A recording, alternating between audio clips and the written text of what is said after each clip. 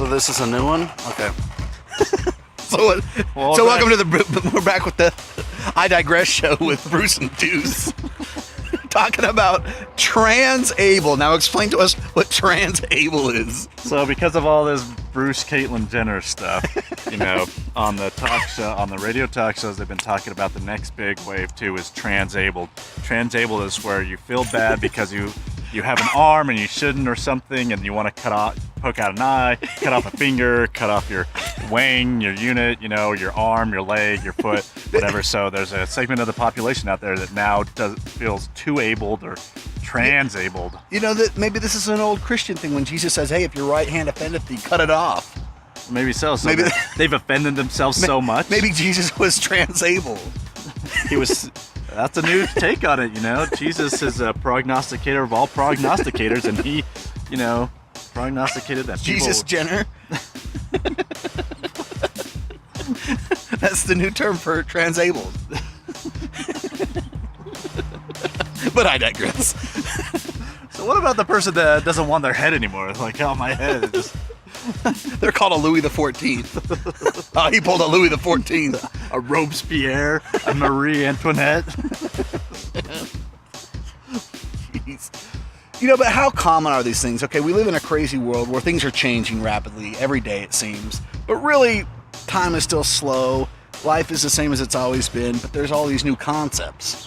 Why is this happening? I think like we were talking about the other day, is the prevalence of having information so readily available, right? Where we think that we all want to be great because we have millennial of history right at our fingertips of all these great people. That's air quotes for those of you that can't see me. Because they're trans-able. They're trans-able. Or we're on radio. Exactly. So thank goodness for that, because the visual is non-inspiring.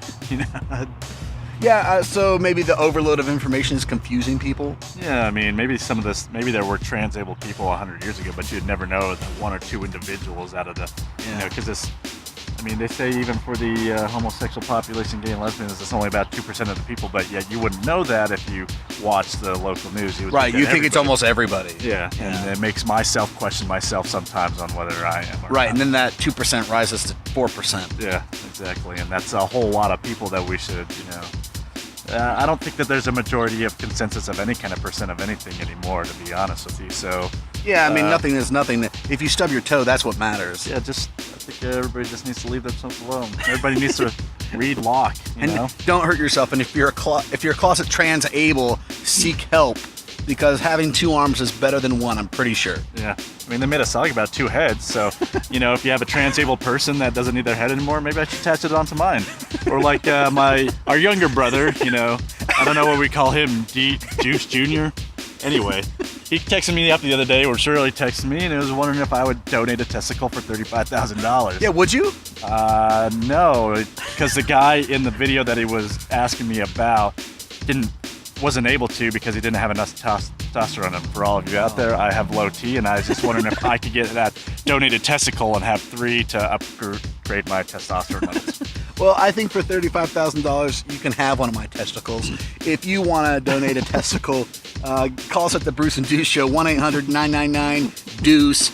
You're listening to Kipp and Kam on the I Digress Show. Yeah, and that one's specifically called trans testicles. I digress.